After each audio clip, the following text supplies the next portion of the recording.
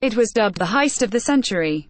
When a gang of aging thieves pulled off the Hatton Garden raid, it captured the public imagination like no crime since the Great Train Robbery.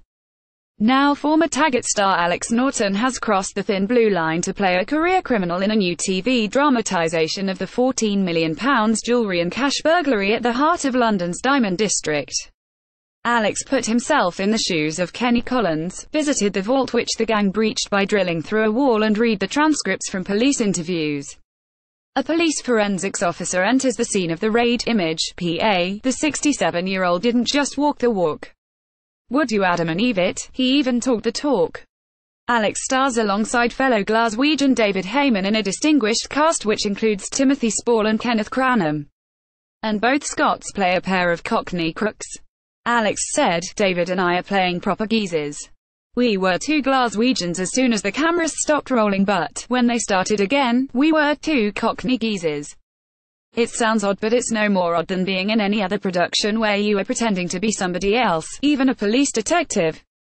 It was great to work with him, terrific fun.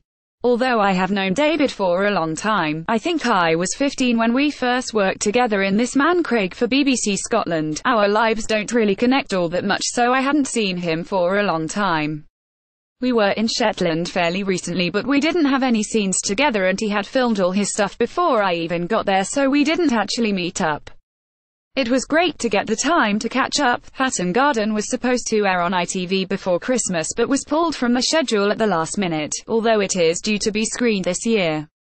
Safety deposit boxes were prized and millions in cash and jewelry stolen. Image, PA. The show was dramatized by BAFTA-winning screenwriter Jeff Pope and tells the inside story of how the gang of 7 crooks, with a combined age of 442, pulled off the heist. It painstakingly details the planning, preparation and organization required to penetrate the vault of the Hatton Garden Safe Deposit Company. In order to get into the psyche of Collins, the gang's 75-year-old driver and lookout, Alex's research included visiting the vault. He said, "We filmed it in the actual locations, so I found myself sitting at midnight in a deserted office, overlooking the place in Hatton Garden where the diamonds and jewels and all sorts of stuff were stored underground. You are sitting there thinking, my God, this is where he actually sat. It gives you a tingle."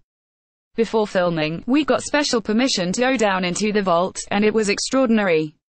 It's exactly as they left it, so it is gobsmacking. All these safe deposit boxes broken open, strewn all over the floor, and the holes in the wall they drilled to get into the vault itself.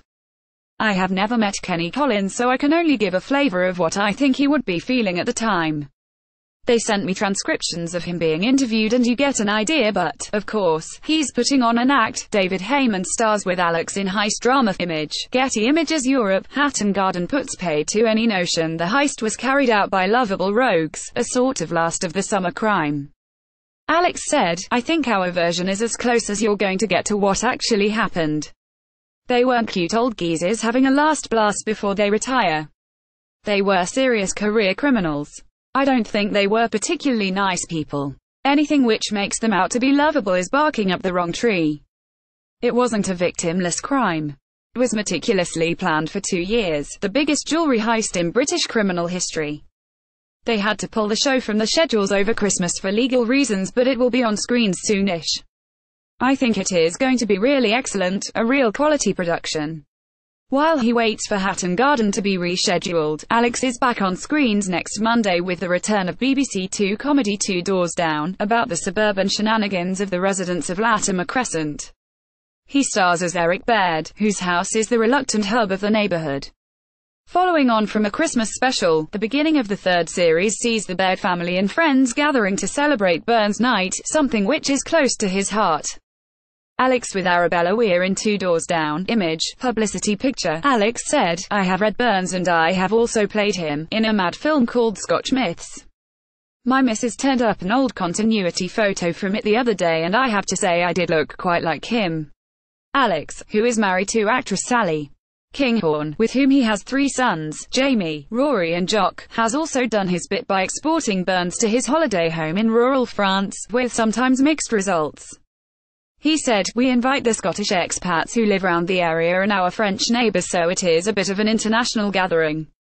I have a German friend who came over once and I googled a translation of 2A haggis.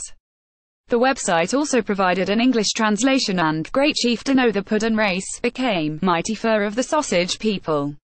Every time I address the haggis now, I can't get that line out of my head.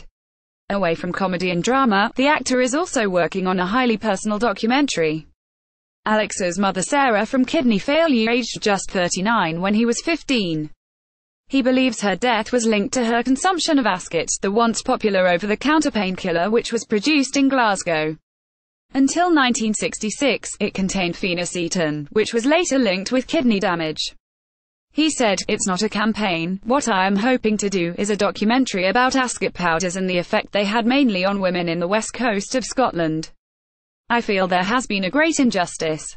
Obviously it has been with me for a long time, since my mother's death, and it has been burning inside me since I discovered why and it was completely unnecessary. My contention is the Ascot Powder Company knew this drug, which was part of the mixture, phenacetin, was killing people, getting them addicted and then destroying their kidneys.